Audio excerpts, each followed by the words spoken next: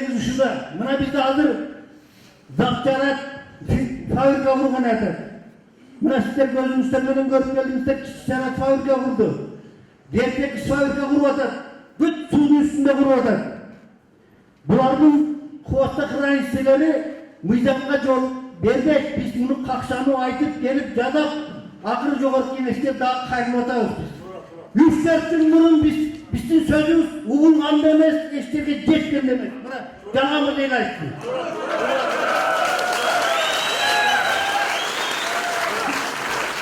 Ananemi biz yer memleketteki yer memleketin eli baylık memleketin baylığı bu bizge gerek. Bizden aytayotgan sebebimiz meni sizlerge aytayın degenim fabrika kurulsun ve bizge Kuday bergen kurum degen talalar üstede elge ziyan keltirmeydi. Biz usul yerge bir yerge fabrika kurula yaxşına kaygılıp buradan da ap gelgile oşol yerden alıp ketergile bu baylığı eldik olmadan elge kızmat kılsın alsın da atabız bırak buna gördünüzler var tuğdun üstüne kurup kalır. Уважаемый представитель, у нас в Кыргызстане, вы не думайте, что мы приехали, вот мы выслушали жалобу и приехали к вам с претензиями. За 28 лет развития Кыргызстана самая большая проблема – это коррупция. Коррупция по недрам. Самая большая проблема в том, что почему вот последние скандалы, которые там были, Алабукада, почему они возникли? Потому что когда место рождения, Терексайда, да, когда место рождения, то есть вообще, когда планы разработки начинаются, с местным самоуправлением, может быть, с акимами, с айлыкной, там, с депутатами разговаривают, но не проходят общественные слушания. У нас то же самое с законами. Мы принимаем законы, которые в месяц висят в парламенте, ни один гражданин не заходит на страничку сайта, не читает. Потом мы принимаем эти законы, и когда мы проходим это все, начинается...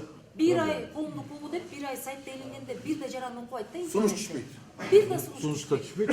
Nizam işke aşıp 3 komitetten 3 okudu ötkönde, palatadan 3 okudu ötkөндөн кийин işke aşıp bana президент болгондон кийин бизе ызычы башталат. Недра то же самое. Бул деген бир чети парламенттен может быть күнөө бир чети интернет жетишпейт, дагы бир нерсе, бирок элдин мындай деңгээлинде азыр көтөрүлүп баратат да. Анан сиз айткан мындай неме проблемам бар туура. Эмнеге мен коллегалар деле колдоп айтып атабыз да.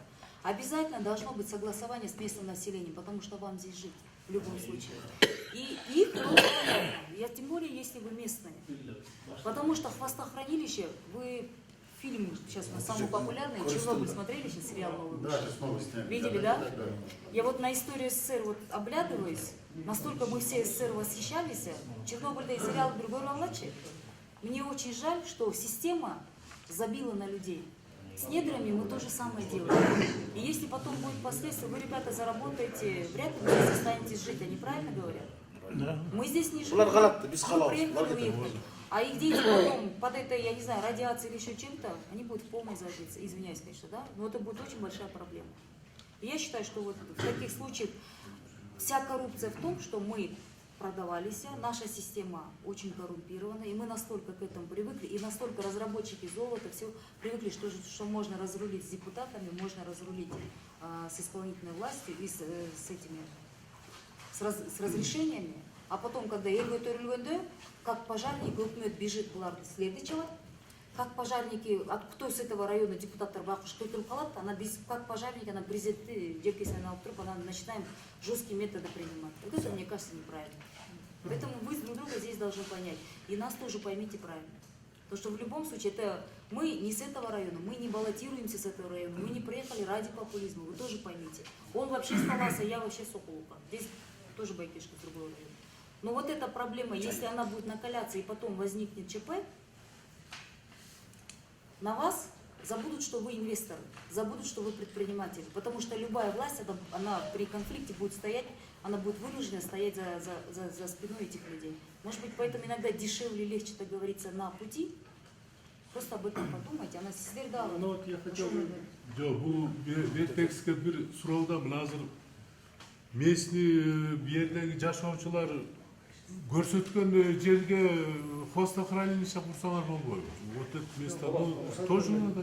Она дороже Куна азыр выходит. айтасыздар. Это же дороже выходит, да? Да, это дороже нам обходится. Вот поэтому они... Экономически невыгодно, да? Выгодно, но мы идем на эти меры вынуждены. Но я Чтобы еще хочу экономика- сказать, экономика- нет, это подождите, да. у вас инвесторы А все это был местные. иностранцы. Два рассказывали. Вот и только в постсоветском союзе кечиресиз